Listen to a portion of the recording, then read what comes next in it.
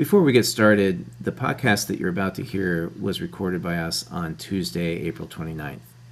On Wednesday, April 30th, there were some important media reports relevant to these topics that we wanted to share with you.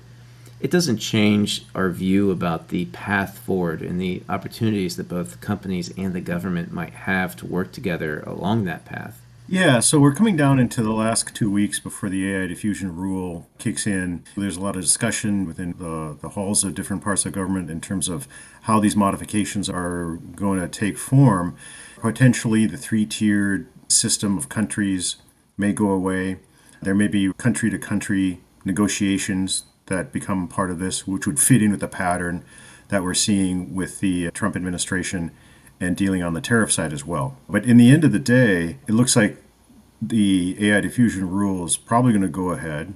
There's still important national security aspects of it that no matter how it gets modified are still going to remain. Brent, the core idea that we share in this podcast and the path that we propose that both companies and the government should consider is driven by this idea that the current diffusion framework is designed to incentivize companies and countries who might find themselves in this middle tier that we describe in the podcast to adopt security measures, to adopt a commitment to comply with U.S. expectations in order to get upgraded into Tier 1 under this three-tier approach. What we're seeing is there's a possibility that instead of the world being divided into three tiers, there might just be bilateral agreements between the U.S. government and each country on a country-by-country basis. We feel that our recommendations and our observations still hold. We don't expect for 1 second that even if there is an agreement with a particular country to allow them to import more AI capability, that agreement wouldn't be subjected to the same types of security, export control, and outbound investment restrictions that exist under the current AI diffusion framework. Whatever the overall approach is, the whole point is to restrict the ability of China and other actors to easily access that technology. There will still be an expectation that companies in countries who reach agreements with the United States to access this technology at a greater scale will still be needing to make these commitments. That leads to the opportunity that we're about to identify and explain, where US-based design companies and manufacturing companies might have interesting incentives to work with potential customers in those countries to help them meet these expectations.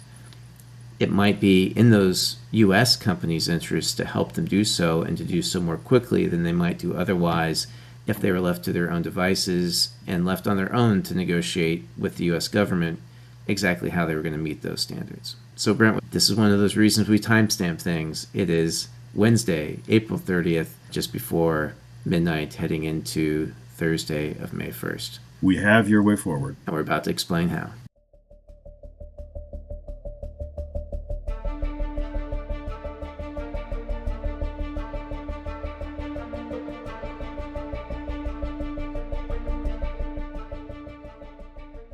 Welcome back yet again to Red Flags Rising. My name is Mike Hunnicky. I am the co-chair of Hughes, Hubbard, and Reed's Sanctions, Export Controls, and AML Practice Group. With me is my good friend Brent Carlson, a director of the Berkeley Research Group. Brent, how are we doing? Great. Thanks, Mike. Glad to be here as always. Great to see you, Brent. It is Tuesday, April 29th, just before 4 p.m. U.S. Eastern. So, Brent, there's a lot of talk about the AI diffusion framework. Why is it coming up now, and what's all the discussion about? May 15th is the day where the compliance kicks in and goes into effect. It's caused a lot of discussion both in the halls of government and in industry. The industry's been pushing back on it quite a bit, but it looks like it's going to go through. There may be some modifications, but it looks like it's going to go ahead. And so this has some important implications for companies and government. For anyone who might not remember, this was the policy that the Biden administration pushed through the week before Inauguration Day. It was very controversial that they did so. There were reports and allegations that, unlike prior rules, there was not a lot of consultation, if any, with the industry beforehand. It was announced not as a notice of proposed rulemaking or even advance notice, but as an interim final rule. And we've seen this happen before, where the government believes that to preview the rule would cause stockpiling or other anticipatory acts to occur that would really reduce the effectiveness of the rule. Brent, what's striking to you about this rule in particular?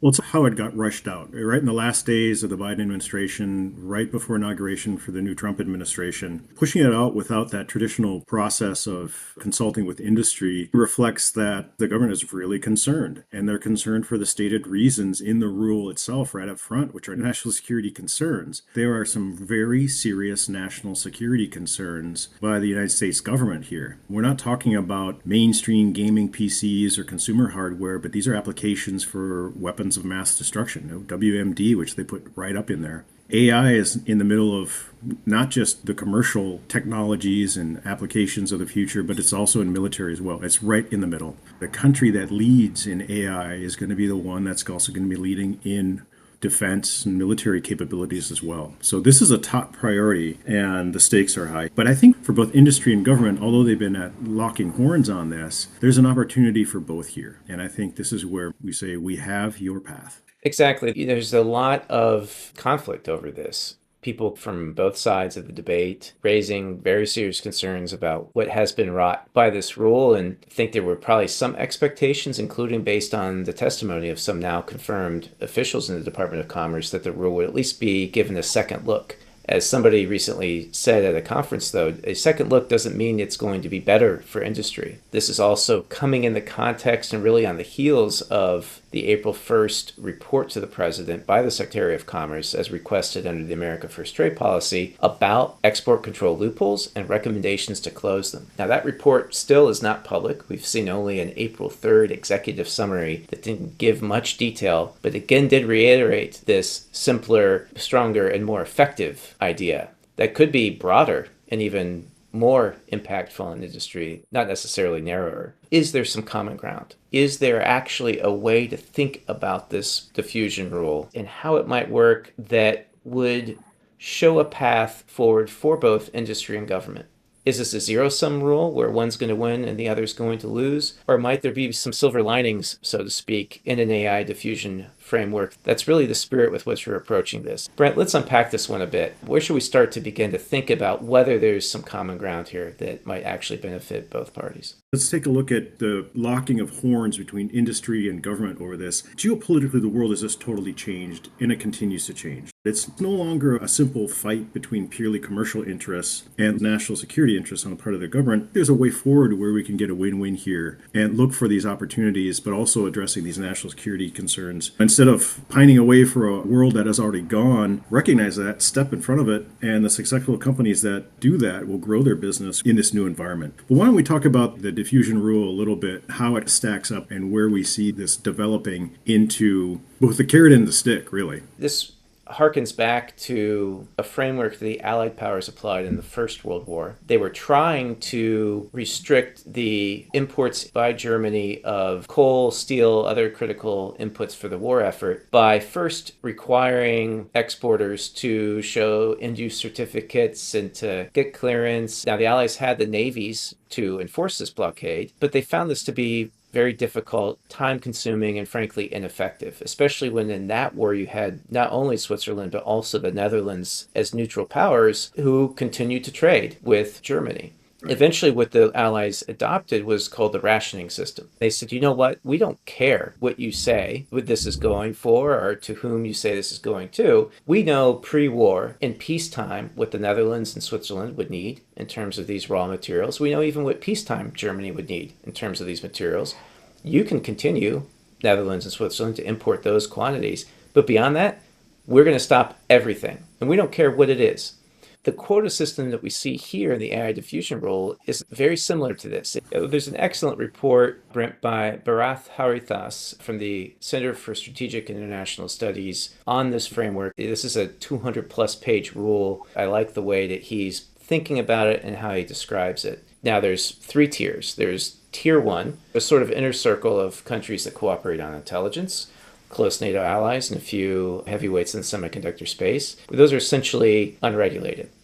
There are also universal validated end users, which could be Amazon and Microsoft, that are American companies that can also build data centers around the world. At the other end of the spectrum is Tier 3, China and other embargoed countries, which are subject still to very strict restrictions. In the middle is this Tier 2 category. For these countries, there are per country caps that would apply to every company in those countries, except companies can apply to be a national validated end user, which would greatly increase what they can import and free them from this country-specific quota that they would otherwise be subject to. It creates some interesting incentives that we'll talk about for those Tier 2 countries and the companies in them. I like how this report puts these tier 1, 2, 3 in the terms of first class, coach, and no ticket. I think it's a great way to describe them. It's a hint in terms of how we can upgrade our coach tickets to maybe premium plus or maybe business class. It's not going to be first class, but there's some things we can do to upgrade ourselves and help other people upgrade themselves. And that's where some of the opportunities lie. Before we get into the opportunities, I thought it'd be interesting to explore the enforcement mechanisms or levers that are also embedded in this. We've talked about and wrote about this a lot. It's the full definition of knowledge. We've got our article that's on the cover of this month's World ECR magazine about the glass onion concept and how the full definition of knowledge, which includes an awareness of a high probability, initially may look complex, but actually it's quite clear and transparent once understood. Why don't we talk a little bit about the high probability standard as the new national security paradigm and an enforcement lever that the U.S. government could apply in this new situation? Brent, as professionals who have been working in the world of U.S. extraterritorial enforcement for 2 decades, this is a really striking assertion of that authority. Essentially, the requirements to be a national validated end user are that you agree to subject yourself voluntarily to several of these new national security controls that the U.S. has adopted within the last year, all of which have, as you say, this new national security paradigm. We wrote in Bloomberg Law about this trend and its importance. All of these turn on the definition of knowledge. All of them define knowledge to include actual knowledge and the high probability standard of knowledge. If you want to be a national validated end user, you have to agree to follow the Treasury Department's new outbound investment rule from the end of October. That restricts the investments you can make primarily in Chinese companies. If you want to be a national validated end user, you have to voluntarily subject yourself to whatever ICTS rules the Department of Commerce comes up with and implements. ICTS is the Information and Communication Technology and Services suite of rules to protect American domestic industry from hardware and software that would be subject to potential control by foreign adversaries. When you read and listen in American political discourse to fear that an adversarial power will suddenly control all of our electric vehicles while we're driving, that's what this is meant to address. There are proposed rules related to unmanned vehicles, drones, which if your country is developing those and you're also participating in that industry in your country, this could restrict from where you could source the components of those drones. You can see how the U.S. government has been setting the stage for more enforcement through a simpler and more effective approach by leveraging the full definition of knowledge and the high probability standard. There's a great quote from Gregory Allen at CSIS about enforcement. Gregory Allen is really on the forefront of AI issues, not only on the regulation, but also just on the national security policy aspects of it and the technical capability of it. We are both avid listeners of his AI Policy podcast and recommend that to anyone who also wants to really dig deep into these issues. He recently did a report on DeepSeek and very diligently teased out what exactly do we know about what happened, what exactly do we know about how they achieved the outcomes they reported, what do we think we know about how they obtained and when they obtained the hardware to be able to do this, on the importance of the enforcement of existing U.S. export controls. He says, quote, "Of all the choices available, the worst policy choice that the U.S. government could make is to regulate aggressively, but with large loopholes and weak enforcement. Such an approach incurs nearly all the cost of an aggressive export control policy, but does so without providing any of the possible strategic benefits in terms of slowing Chinese progress in semiconductors and AI." This is Gregory Allen's one-way policy fallacy. Maybe that's better name would be Gregory Allen's empty policy hazard. We'll try to check in with him and see what she prefers. But it's very insightful because we know that many people and boards and C-suites and in the trade compliance functions at some of the most important American companies that we have are running around doing Herculean tasks trying to get on top of export controls compliance and trying to do the right thing. Whether or not we enforce the laws, we're telling them they have to do this. But if we don't enforce the laws, especially regarding smugglers, resellers, and distributors who might be lying to those companies about what they're doing, then we're not relieving them of those tasks, but we're also not actually doing anything to limit China's ability to progress in this space, to get the semiconductors they need in order to compete with us effectively in the AI space. The common point connecting all of these things is that enforcement can be more effective if the US continues the trend we saw in July with guidance from BIS, in August with an enforcement action by BIS, in December and a report from the majority staff of the Senate PSI, and fully leverages the high probability standard and the way it enforces this law. It gets around these smugglers, these distributors, these resellers claiming that they don't really actually know anything or putting their heads in the sand, while at the same time empowering trade compliance professionals at American companies to adopt a corresponding and complementary risk-based approach in their own compliance function. So you don't have to zero risk everything, but you do have to design and then execute on a strategy for identifying what criteria drive risk that we control or that we can independently verify. Then within this framework that the companies can develop, making subjective decisions in a consistent, repeatable, and documented way about where are the parties that we're going to look at more closely and what other ones are we less worried about. If the government embraces that standard, and if companies are enabled to embrace that standard, companies would be better able to comply with export controls, and the government would be able to better enforce the export controls. The result would be a response to the Gregory Allen one-way policy fallacy. Maybe we'll call it the high probability corollary, where there will always be things you miss, but the effectiveness of export controls goes up, the loopholes go down because you're targeting the people at most risk for creating and exploiting loopholes. And there is a strategic benefit to the US government by working hand in hand with companies to accomplish this. Just to take a look at what are the pressures driving it from the US government side, there's very strong bipartisan support to address these national security issues. This comes right up front in the AI Diffusion Rule. To quote, as the Office of the Director of National Intelligence has assessed, AI models have the potential to enable advanced military and intelligence applications, lower the barriers to entry for non-experts to develop weapons of mass destruction, support powerful offensive cyber operations, and assist in human rights violations, such as through mass surveillance. I think that right up front should get everyone's attention, especially around the WMD, the weapons of mass destruction, because in the EAR, that kicks in catch-all provisions, don't they? It does, and you have several catch-all provisions that could apply to those things, whether it's UAVs, unmanned aerial vehicles, ballistic missiles, hypersonic missiles that would fall into some of those categories, supercomputers, which is another catch-all that we've seen reference to recently as something the government's is stressing. These are serious risks. You could take the view of a skeptic and say, well, the government isn't sharing with us the classified intelligence that is informing those conclusions. One way to look at that, though, especially as a company in the private sector or as advisors in the private sector, is it doesn't really matter what you think. If the government thinks that, and especially when you see people across the political spectrum think that, and across different branches of government think that, it's not crazy to assume that at least they have information that forms a consensus view about this. They're going to act as if this is true, and that compels us to respect that they're going to act that way. These issues ain't going to go away. These underlying issues are strong. Recognize that, and let's see where these opportunities are. Is the glass half full? Is it half empty? Where can we gain out of this?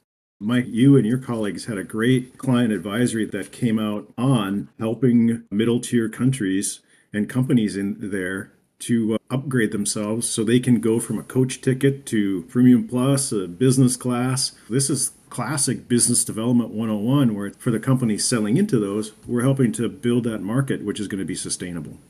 Yeah, Brent, we didn't have the eloquence to use the first class coach and no ticket metaphor that Barath Harithas did from CSIS, which again was a great way to think about this. But we were thinking in writing that alert, okay, I'm a company in a tier two country. I'm devastated. I'm going to look at all these tier one countries and my competitors in those countries, and I'm just going to watch them exponentially outpace me unless I'm willing to just give up to Amazon or Microsoft or whoever might qualify as a universal validated end user. We wanted to define the path that people could take to see the silver lining perhaps in this and to take what opportunities there are really to become champions for their own countries in the development of this new technology that's critical and expected to be critical for essentially every aspect of human life, not just national defense or national security. What are the things you can do? Well, walk through in particular, supplement 10 to the AI diffusion rule. It lists a lot of the expectations, and it's a punch list. Go through the punch list. There are physical security requirements, cybersecurity requirements. We mentioned already the requirements to essentially comply with the same laws and restrictions about outbound investment and inbound controls that US companies would have to comply with. If you really are serious about positioning yourself to make the most out of this opportunity, all of these things turn on the high probability standard. And there's a significant commitment, very significant commitment that is needed in order to meet the standards to be a national validated end user. But now's the time to start. For companies that are designing or manufacturing the chips that they could then sell to these national validated end users, there's a real opportunity to assist them with becoming validated. There may be things where they need to cooperate with the manufacturers and design companies in order to really effectively manage this. There's some big markets that we're talking here too. There's India, Israel, Singapore, Saudi Arabia, and United Arab Emirates. These are some great opportunities in this space if it's done right. Right. If a company qualifies as a national validated end user, it's more than 6 times the per country cap of AI chips that they could import into their country just for them. So there's huge opportunities and huge upside there that would be well worth everyone's investment. I understand why people are highlighting dangers and risks of the rule. We totally get that. But assuming on May 15th that the rule is essentially unchanged, this is your plan B. This is your fallback strategy. This is a glass half full approach to take rather than a glass half empty. And it may seem a bit trite when we're talking about the billions of dollars at stake and the national security issues that have been flagged as being relevant to this, but all that we can control is what we do. And if you're not able to control what the AI diffusion rule becomes, and it remains essentially as announced as an interim final rule, okay, now it's time to pivot. Where are the opportunities here? Where are the new markets really that the design and manufacturing companies could create in collaboration with their customers in those countries? It's really important to go back to the national security considerations. The reasons behind these are real. These are not a nice to have, it's a need to have. You know, that's right, Brent. I mean, look, without getting too dramatic about it, there are military planners in both China and the United States whose job is to prepare now for what might happen in the event of a conflict. A lot of people are working really hard to make sure we don't get to that point, and that would be very bad for everyone involved. But that is the reality of what people are planning for. Those people are looking at this technology and these capabilities and really having concerns about allowing the free, uninhibited flow of these technologies and capabilities to someone they perceive to be an adversary. Are they requiring or expecting it to be 100% effective? No. But if it's zero or close to zero, that's a huge problem. I think there's some way they can work with industry to get to a point and find that path where, to address Gregory Allen's very valid concerns, enforcement and compliance rise to the level to have the necessary strategic impact to best protect our interests. Well, after 9 episodes, Brent, of Red Flags Rising, here at the end of the 10th, listeners are clamoring for yet another segment of Brent Carlson's Managing Up. Brent, we've talked about the path forward and the mindset necessary to find that path today. In light of what we've discussed, what is your Managing Up lesson today? Every cloud has a silver lining. Every challenge brings new opportunities. So instead of trying to fight the tide, ride the wave. National security and commercial success can go hand in hand. And together, we can find a path. Well said, Brent. You know, people might be wondering, why have we been emphasizing the silver lining, the glass half full, the path forward? We were listening to some remarks by Secretary of Commerce Howard Lutnick on a podcast. He talked about the importance of having a vision for a particular policy objective and then charting the path to reach that objective, doing the homework, laying the groundwork, rolling up the sleeves, and figuring out what is the best path to get to that objective, then going to leadership and then executing it. And that's really what inspired us to think about what is the path here. So many people, for good reason, are very intently focused on the AI diffusion framework, the impact on our country, the impact on our companies, the impact on their customers, the impact on allies.